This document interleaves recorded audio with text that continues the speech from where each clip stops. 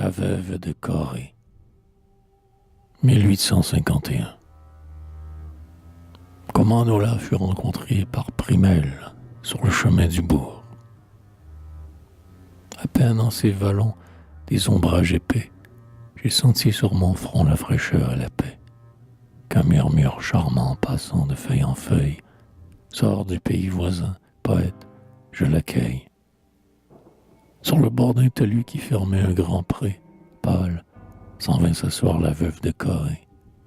De loin, elle entendit le son de la grand-messe, mais ne pouvant, hélas, surmonter sa faiblesse, la grand-messe finie, on revenait du bourg. Qu'au bord de ces talus, le cœur froid, le front lourd, elle cherchait encore la jeune et belle femme. Si parmi ces chrétiens serait une bonne âme, un passant dont le bras l'a mis dans son chemin. Mais pitié, nullement ne lui serra la main, et, plus faible toujours et toujours délaissée, pâle, elle gisait là comme une trépassée. Oh, c'est que la beauté est faible contre le mal, la beauté, même au champ, est un présent fatal.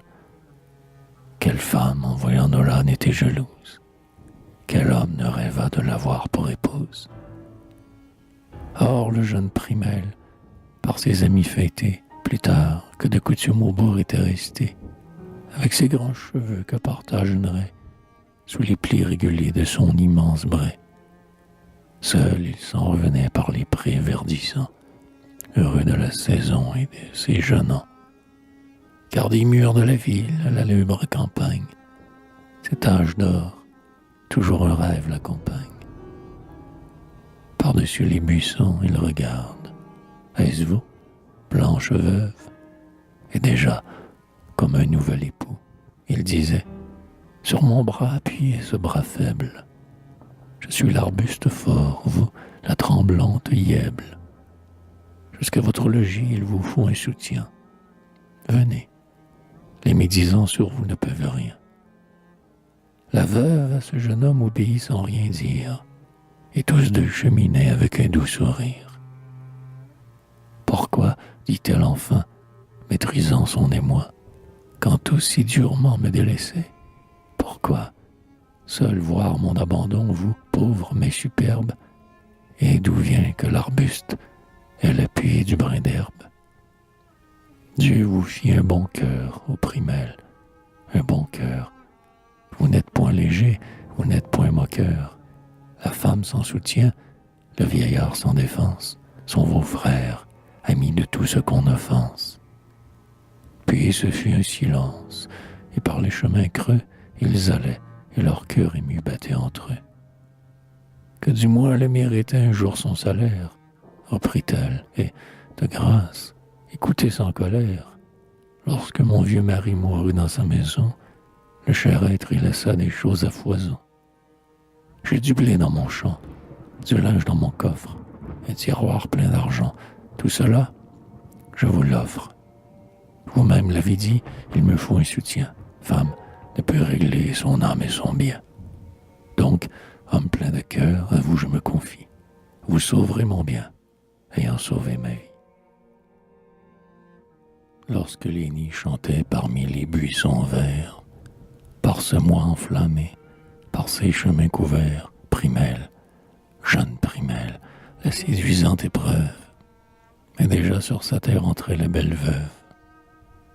Le hameau fermentait, et les garçons fermiers, les grands jeux du dimanche autour des châtaigniers, tel un homme qui craint de parler dans la fièvre, éteignirent vos yeux, fermèrent votre lèvre. Est-ce tout? Le bonheur, au cœur est résolu. Si l'on ouvre à sa voix, passe et ne revient plus. Quand l'arme du chasseur hésite, l'hirondelle, dans les fonds bleus du ciel s'élance à tire-d'aile. Et moi, pour apporter leur entretien commun, ai-je su pénétrer ce mystère charmant? À moi, des plaines aux vallées, d'invisibles esprits les landes sont peuplées. Les guerriers ont des yeux, ils entendent, sans voix, de vos chastes accords se parler dans les bois. Mes vers se sont émus, douce histoire, je l'aime, comme une belle chose arrivée à moi-même, et comme d'un bourgeon près de s'épanouir. De vos amours, j'attends la fleur qui doit sortir. On voit des noms écrits autour des arbres verts. Plus d'une chanson tendre est déjà composée. Les cœurs des amoureux laissent couler des vers, et l'aube épanche sa rosée.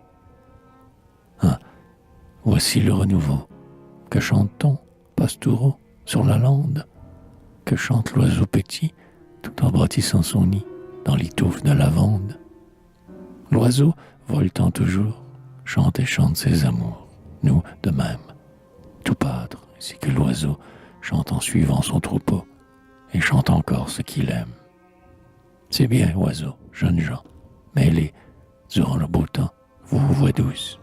Chantez, aimez à la fois, sur la lande et dans les bois tapissés de mousse. Cette chanson, écrite autour des arbres verts, un simple journalier là, dit-on, composé. Les cœurs des amoureux laissent couler des vers, et l'aube épanche sa rosée.